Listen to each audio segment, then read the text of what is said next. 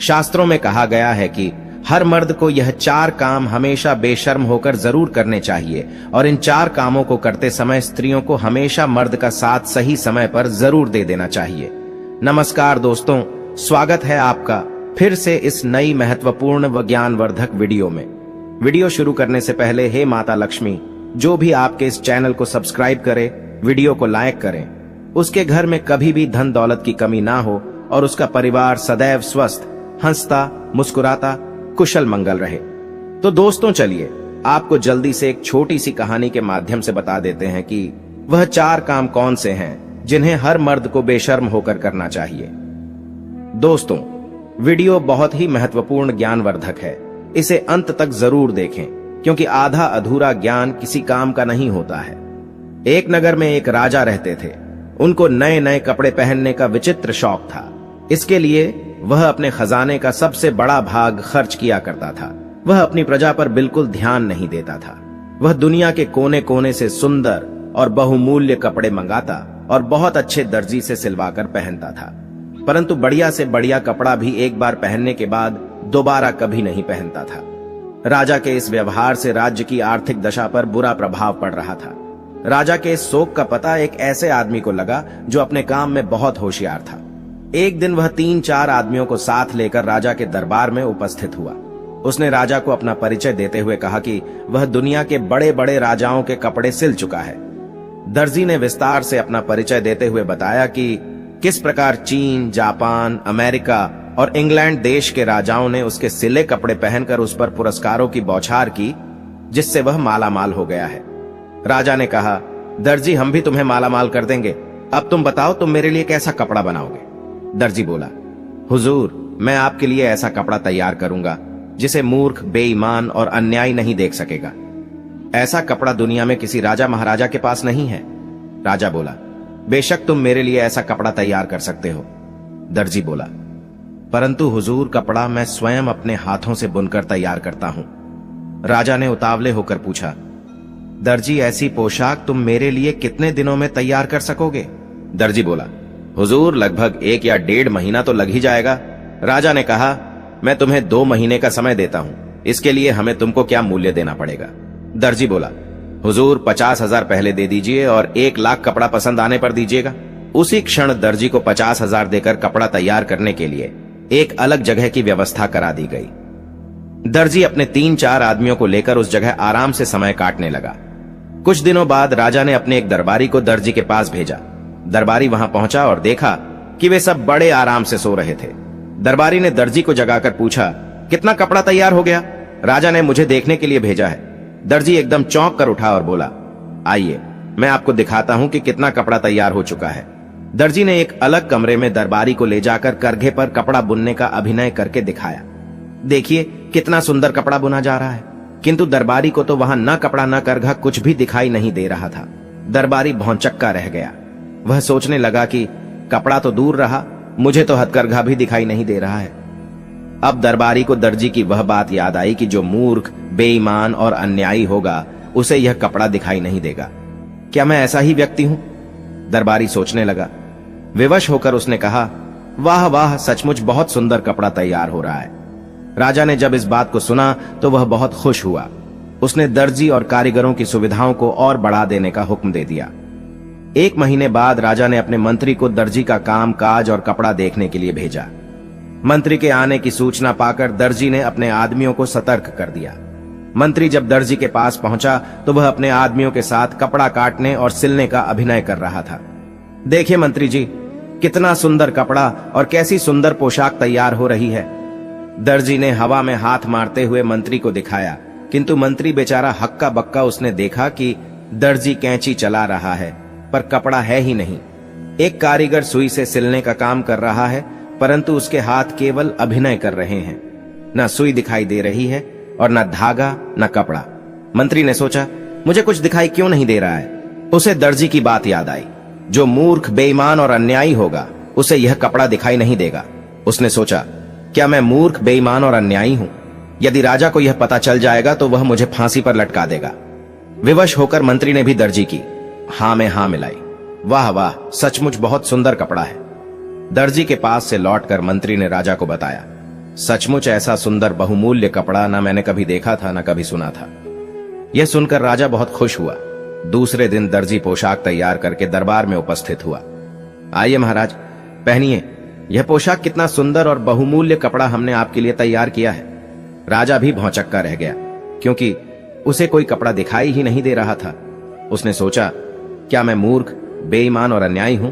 विवश होकर उसने भी वही कहा जो मंत्री और दरबारी ने कहा था। सचमुच ऐसा कपड़ा मैंने ना कभी देखा था ना कभी पहना था। दर्जी ने राजा को शीशे के सामने खड़ा करके उसके सारे कपड़े उतरवा दिए और राजा को नई पोशाक पहनने का अभिनय करने लगा। कभी वह बंधन बंद करता, कभी कॉलर सीधा करता। देखिए महाराज, कैसी सुंदर पोशाक है। सारे दरबारियों के बीच शीशे के सामने खड़ा राजा दर्जी की हां में हां मिलाते हुए बोला, सचमुच ऐसा सुंदर कपड़ा पहले ना कभी देखा था और ना कभी पहना था। राजा ने तुरंत 1 लाख रुपये दर्जी को और देने का हुक्म दिया। दर्जी रुपए लेकर अपने आदमियों सहित 9-2-11 हो गया, यानी भाग गया। राजा के कपड़े प्रजा को दिखाने के लिए एक बड़े जुलूस का प्रबंध किया गया। पूरी प्रजा राजा के नए कपड़े देखने के लिए बड़ी उत्सुक थी। राजभर खड़ा करके प्रजा को दिखाने के लिए सवारी निकाली गई। हजारों की संख्या में खड़ी जनता तालियां पीट पीट कर वाह वाह कर रही थी, क्योंकि सारी जनता को मालूम था कि जो मूर्ख, बेईमान और अन्यायी होगा उसे यह कपड़ा बिल्कुल नहीं दिखाई देगा। उधर बैठे एक बच्चे ने राजा को रथ पर नंगा खड़ा देखा और जोर से चिल्लाकर कहा, राजा तो रथ पर नंगा खड़ा है। लोग बच्चे का मुंह ताकने लगे। फिर क्या सारी प्रजा एक स्वर में चिल्ला उठी, राजा रथ पर नंगा ही खड़ा है। अब राजा को भी अपनी मूर्खता का एहसास हुआ। वह लज्जा के मारे मानो धरती में गड़ गया। यह वही समय था जब राजा पूरी तरह से शर्म से नीचे झुक चुका था। वह इस घटना से बहुत कुछ सीख चुका था और उसने एक योजना बनाई। उसने अपने सारे राज्य में ढोंढी पिटवा दी कि कल राज दरबार में एक जरूरी मीटिंग है, जिसके लिए उसके राज्य की पूरी प्रजा राजा के राजमहल में सुबह सुबह आ जाए। अब पूरे राज्य में ढोंढी पीट दी गई कि कल राजा एक बहुत बड़ी सभा नियुक्त करने जा रहे हैं। उसमें हर एक व्यक्ति का आना जरूरी है। यह सब सुनकर राज्य की सारी प्रजा बहुत सोच विचार में पड़ गई कि कल तो राजा इतनी शर्म से अपना सिर नीचे किए हुए खड़े थे और आज हम सभी को अपने राज्य में पता नहीं क्यों बुलाया है। कहीं हम लोगों से हुई गलतियों की हमें सजा तो नहीं दी जाएगी। लेकिन फिर भी राज्य की सारी प्रजा राजा के राज दरबार में सुबह सुबह हाजिर हुई। तब राजा ने कहा कि मेरी बात सभी लोग ध्यान से सुने। यह बात आप लोगों के लिए बहुत ही ज्यादा महत्वपूर्ण है जो कल मेरे साथ हुआ है। इससे पहले भी मेरे साथ बहुत सारी घटनाएं घट चुकी हैं, जिन सभी के बाद मैं आप सभी लोगों से कुछ बताना चाहता हूं और आप सभी लोग कृपया ध्यान से सुने। राजा साहब ने कहा कि युग चाहे जो भी हो, चाहे वह कलयुग हो, चाहे वह त्रेता युग हो, या फिर द्वापुर युग हो, या फिर सतयुग हो, कोई भी युग हो, कभी भी हो, यह 4 काम मर्दों को हमेशा बेशर्म होकर करने चाहिए। और स्त्रियां भी ध्यान से सुने कि इन 4 कामों में करते समय स्त्रियों को हमेशा मर्द का साथ सही समय पर जरूर दे देना चाहिए। दोस्तों, ये बात आप सभी लोगों को अपने जीवन में जरूर उतार लेनी चाहिए। यदि आप लोग अपने जीवन में यह 4 काम बेशर्म होकर करने लगते हैं तो आपको सफलता जरूर मिलेगी। आपको धनवान करोड़पति बनने से कोई नहीं रोक सकता। आप अवश्य ही धनवान और माला माल हो जाएंगे। आप और आपकी पत्नी अपने जीवन में सदैव खुश रहेंगे। चलिए बताते हैं कि राजा साहब ने अपनी प्रजा से क्या कहा और कौन से 4 काम बेशर्म होकर करने के लिए कहते हैं। चलिए जानते हैं। सबसे पहला काम जो कि सबको बेशर्म होकर जरूर करना चाहिए, वह कहते हैं कि मर्दों को अपनी पत्नी के साथ संबंध बनाने में शर्म नहीं करनी चाहिए, क्योंकि यदि आप ऐसा नहीं करते हैं तो आपकी पत्नी आपसे कभी खुश नहीं रहेगी।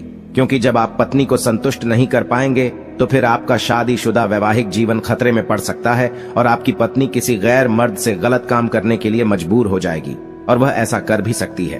फिर राजा साहब ने दूसरे काम के बारे में बताया, जिसे भी बेशर्म होकर करने को कहा है। राजा साहब ने कहा कि यदि जो लोग खाना खाने के दौरान शर्म महसूस करते हैं या फिर चाहते हुए भी खाना नहीं मांग पाते हैं, वे अक्सर भूखे ही रह जाते हैं। ऐसे में राजा साहब का कहना था कि जब भी व्यक्ति भोजन करने बैठे तो पेट भरकर भोजन करना चाहिए। आधे पेट भोजन कभी भी नहीं करना चाहिए। विशेषकर जब किसी के यहाँ अतिथि बनकर जाए तो भोजन करते समय शर्म ना करें, नहीं तो आप स्वयं ही भूखे रह जाएंगे और अपने स्वास्थ्य के साथ खिलवाड़ करेंगे। फिर राजा साहब अपनी प्रजा से बताते हुए कहते हैं कि जीवन में धन, दौलत और पैसों का बड़ा ही महत्व है, क्योंकि पैसों की कमी के अभाव से जीवन और परिवार को चलाना असंभव है। ऐसे में पैसों के लेन देन में कभी भी शर्म या फिर झिझक नहीं करनी चाहिए।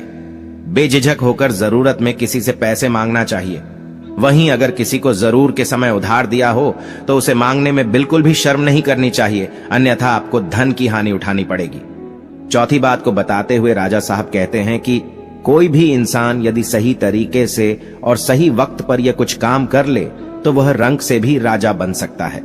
इस बात पर ध्यान दीजिएगा कि आजकल के युवा अपने शिक्षकों या मार्गदर्शकों से ज्ञान तो ले लेते हैं, लेकिन अपने मन की जिज्ञासाओं को, यानी कि जो उनके मन में सवाल उठ रहे होते हैं, उनको गुरु, शिक्षक या फिर मार्गदर्शक से पूछने में शर्म या झिझक महसूस करते हैं, जिनके चलते वह कई जगह विफल हो जाते हैं। दोस्तों, चाणक्य नीति में भी लिखा है कि किसी भी स्थान पर जब विद्या ग्रहण करने जाए तो अपने अध्यापक या गुरु से अपने मन में उत्पन्न हो रहे सभी प्रश्नों का उत्तर बेझिझक बिना शर्म के प्राप्त करना चाहिए, क्योंकि वहां पर हर कोई सिखाने के उद्देश्य से जाता है। और यदि आप वहां पर जाकर भी अपने गुरु से कोई भी सवाल पूछने में ही शर्म करेंगे और अपने आप के प्रश्नों का हाल शर्म की वजह से नहीं प्राप्त कर पाएंगे, तो आप अपने जीवन में कभी सफल नहीं हो सकते हैं। तो इसलिए अपने मन में उत्पन्न हो रहे सभी सवालों का जवाब बेझिझक होकर किसी भी गुरु, शिक्षक या फिर मार्गदर्शक से पूछ लेना चाहिए, क्योंकि वहां हम सीखने के उद्देश्य से जाते हैं। तो दोस्तों, आपको समझ आ गया होगा कि मर्दों को वह कौन से 4 काम है जो कि बेशर्म होकर करने चाहिए। यदि आप लोग भी मेरी वीडियो से संतुष्ट हैं, तो वीडियो को लाइक करके अब जल्दी से कमेंट में जय माता लक्ष्मी अवश्य लिख दीजिएगा, जिससे माता लक्ष्मी की कृपा आप पर सदैव बनी रहे। जय माता लक्ष्मी। हर हर महादेव।